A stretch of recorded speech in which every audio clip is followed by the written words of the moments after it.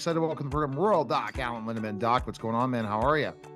We're doing really well here, Neil. And you? We're doing fantastic. And today's topic is shoulder dystocia. What is shoulder dystocia? Well, that's when the front shoulder gets stuck on the front shoulder of the baby gets stuck on the pubic bone of the mother. So it's kind of, I call it the mother of all obstetric emergencies, or the emergency of emergencies. Is shoulder dystocia an obstetrical emergency? Yes, it certainly is. And the reason is you've got about 2 minutes to get the baby out without causing damage, permanent damage to the baby's neurologic system. The other thing is that what you do has to work, and you have to know how to do it. So your treatment has to be effective, and it has to be done within about 2 minutes. And that's what makes it an emergency. Who is at risk to have shoulder dystocia occur in delivery? Well, we tried to figure it out. I think the most common way is when the baby's head comes down very slowly. In other words, when there's a lot of pushing and there's not really good crowning. That's probably your first inclination that there's going to be trouble with the shoulders. But if you look at which babies get into trouble, we think in terms of the moms or the babies who are diabetic, or who have diabetic moms.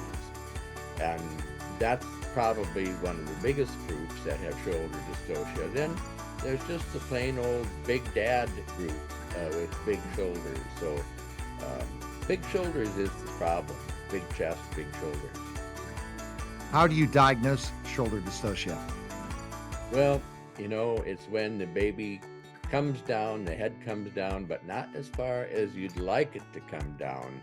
So some people are anxious to put on forceps, but that really isn't the problem. You can really wind up with a lot of serious neck injury if you do that.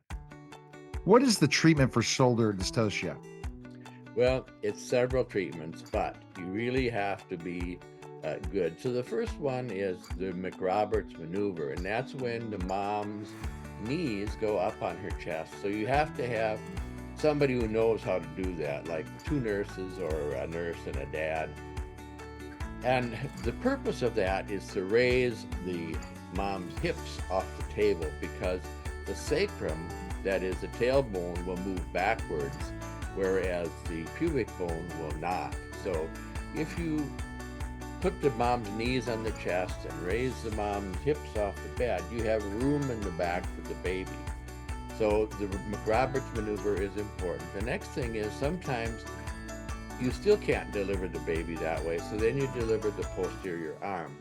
I can remember one baby, I delivered a Hmong. I was a resident, and they were about 4 feet 10, 4 feet 9 inches tall, baby 10 pounds.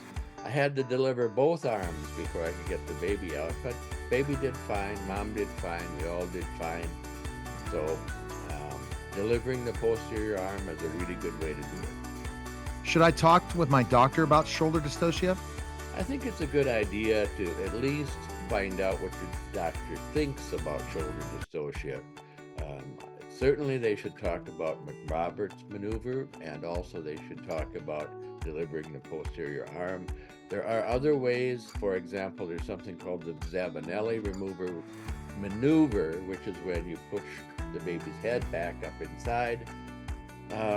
I don't go for that too much because it takes time.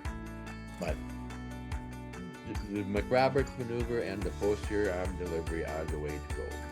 All right, the best place to go is ruraldocallen.com and you can purchase Pregnancy Your Way, available today on Amazon. Thanks, Doc. Thank you, Neil. This is the Rural Doc Allen podcast guy.